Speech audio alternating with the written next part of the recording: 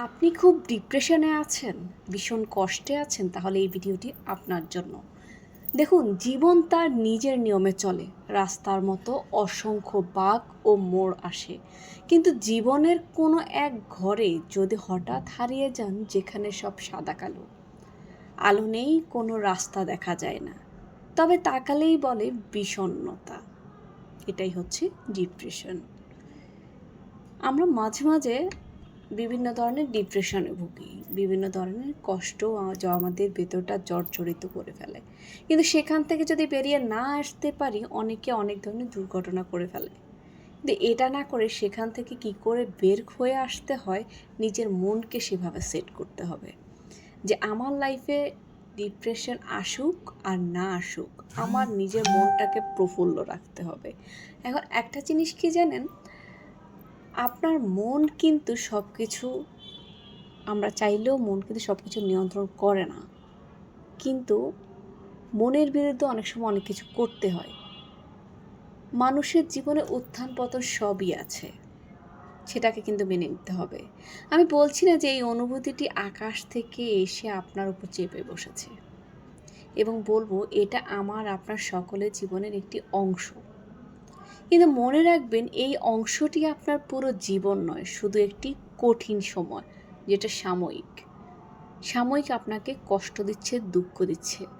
নতুন করে যখন আপনার জীবনে কেউ আসবে, কিংবা নতুন করে যখন আপনার জীবনে ভালো কিছু ঘটবে, তখন দেখবেন সব রকমের বিষণ্ণতা দূর হয়ে গেছে। আমি জানি আপনি হয়তো চান যে আমি খুব সহজ করে দেই, যাতে আপনি আরও তাড়াতাড়ি ডিপ্রেশন থেকে বেরিয়ে আসতে পারেন। চলুন তাহলে সে বিষয়ে বলি। সত্যি বলতে, বিষণ্ণতা থেকে বেরিয়ে আসা কোনো জাদুকারী কাঠির ঘোরানোর মতো নয়। এটি একটি রূপান্তরের যাত্রা, একটি পথ যা এক পা দু পা করে এগিয়ে চলে। শুরুটা খুব কঠিন, রাস্তাটা ধূসর, কিন্তু এই পথের শেষ হবে তখন আকাশটা আরও নীল, আলোটা আরও উজ্জ্বল মনে হবে। আর হ্যাঁ, এই কঠিন সময় নিজেকে দোষারোপ করা বন্ধ করুন। আমরা অনেক সময় অযথাই নিজেদেরকে এত বেশি দোষারোপ করি, নিজেদের ভাগ্যের এত বেশি দোষারোপ করি যে আমরা আরও বেশি ডিপলি ডিপ্রেশনে ভুগতে থাকি। কিন্তু এটা করা যাবে না। আমাদেরকে সবসময় নিজেদেরকে মোটিভেটেড করতে হবে। দেখুন, আমাদেরকে মোটিভেটেড করার জন্য অন্য কেউ আসবে না। ঘরে বাইরে ম্যাক্সিমাম মানুষই আপনার থেকে দূরে থাকবে। আর যখন আপনি কোনো কিছু নিয়ে অতিরিক্ত চিন্তা করবেন, কিংবা কেউ আপনাকে অনেক বেশি বোঝানোর পরও আপনি সেম ডিপ্রেশন ফিল করতেছেন, একটা সময় দেখবেন মানুষও বিরক্ত হয়ে যাবে। সো কারো বিরক্তিরও কারণ হওয়ার দরকার নেই। আপনি নিজেকে ভালো রাখার জন্য, নিজের ডিপ্রেশন থেকে বের হওয়ার জন্য আপনি যা করা দরকার, যা করলে আপনার ভেতর থেকে কষ্টটা দূর, আস্তে আস্তে আপনি সেখান থেকে বেরিয়ে আসুন। বিষণ্ণতা শুধু মনের একটি অবস্থা, এটা আপনার পরিচয় নয়। কিন্তু বিষণ্ণতা আপনাকে বোঝাবে যে আপনি খারাপ, আপনি অযোগ্য, আপনি মূল্যহীন, আপনাকে কেউ দাম দিচ্ছে না, আপনাকে কেউ ভালোবাসে না, আপনি সুন্দর নয়, অ্যাকসেপ্টার।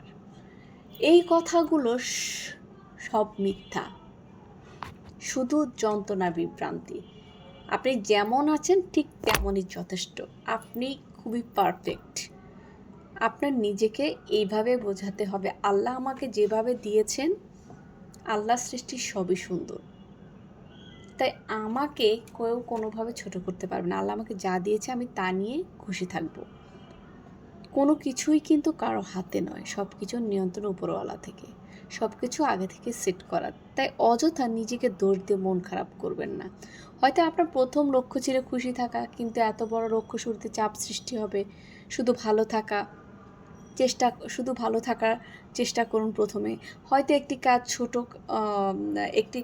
ছোট কাজ করা, হয়তো কোনো পছন্দের বইয়ের একটি পাতা পড়া, হয়তো কিছুক্ষণ বন্ধুদের সাথে আড্ডা দেওয়া আপনার ডিপ্রেশন থেকেও বের করতে সাহায্য করে।